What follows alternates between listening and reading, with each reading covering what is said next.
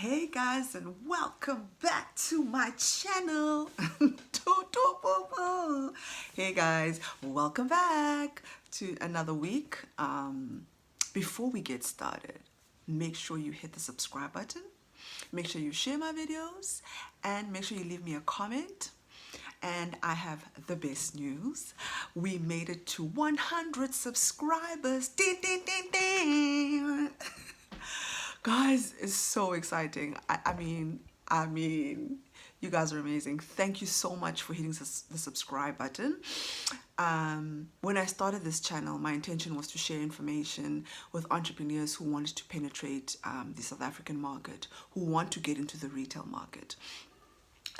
My intention is to always to help people.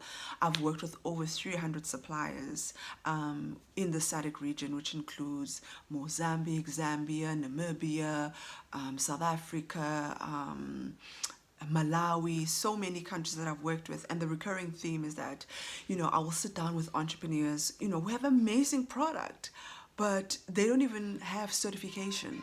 Let alone some of them don't even know the cost implication to it. They know it exists, but they don't know the cost implication to it. And they're hoping to get into retail without the certifications, which is virtually impossible because retailers are bound by law to have people who have certifications because those certifications protect their customers. So if you in the food industry, you have to have a food certification, which shows that you've gone through the audit of making sure that your food is safe to consume, right? So today, without further ado, we're going to talk about what certifications are needed to get into retail. I'm going to take you through, I think, foods and then clothing. Food is more complex, clothing also complex, but not as much as food. So let's say you want to get into a shop, right? And you are you're selling vegan food or vegetarian food or organic food, okay? So you obviously you will need quite a few certifications if I think about this logically. So if you have a factory that you make the food from, you obviously need a factory audit. Okay, that's one. Having a factory audit doesn't get you an appointment or in the door. A factory audit is an order to say that you have gone through checking that your factory is safe, it's laid out in the right manner, your staff is safe, and you have the capability of functioning as that manufacturer. And ISO has a different meaning to a factory audit. A food and safety audit has a different meaning to having a factory audited, an ISO, and an HACCP certificate. So if you have those three, we can talk.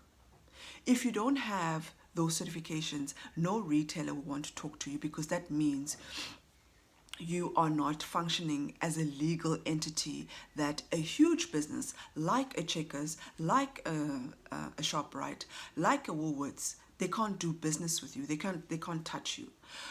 So when you so the HACCP certificate shows that you are concerned about the safety of your customers, and you've gone through the paces to prove that you are ready to trade. So remember I said that this is such a complicated topic. Remember that I said you are probably, let's make the example that you are supplying organic food, right? So over and above that, you have to have an organic certification that says that your food has been tested and it's completely organic. And the organic certifications take some time because the auditors have to follow from when you plant to when the product has come to, completion, where it's grown to its fullest and it's picked and it's then, put into your factory. So it's quite a long certification.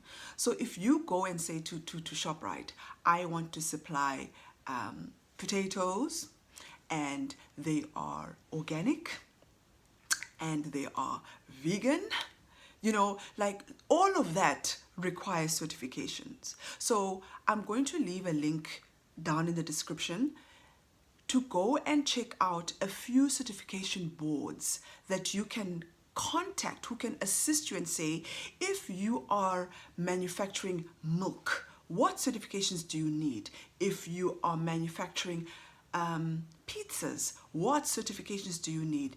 If you are manufacturing butter, what certifications do you need? Because with buyers, okay, so the intention of my channel is to help you to get into a retailer, is to help you to sit in front of a buyer, and say, this is who I am and this is my product. The first thing that a buyer will ask me as a consultancy is, Kiba, these suppliers that you are putting in front of me, do they have at least an HACCP? And if I say yes, then they'll sit up and say, okay, do they have a factory audit? And I'll say yes. And then that's like, okay, can I meet with them? Okay. So, there are some certifications you can do within the process of being onboarded by a retailer. So if you have the basic requirements, which is an ISO, an HACCP certificate, which is internationally recognized. So you can not only get into South African retailers, but you can get into retailers all over the world because it's internationally recognized. So you can import or export your product to a different market, whether to Switzerland, to the UK, to the US. It's up to you in terms of, what is your capability of getting those products there. Okay, so the food industry is very, very strict. They won't touch you without certifications.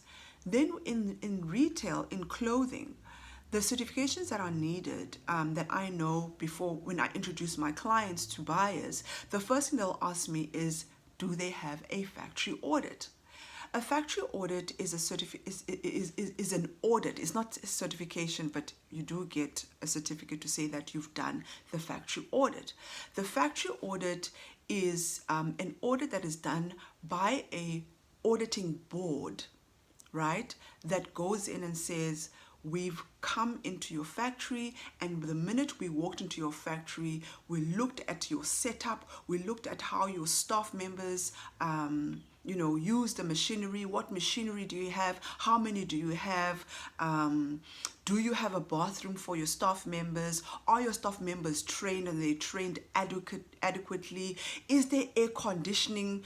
Is the factory ventilated properly so that it's a conducive environment for people to work in that factory? Do you have entrance and exit points? If there is a fire in your factory, can people leave, and can they leave quickly?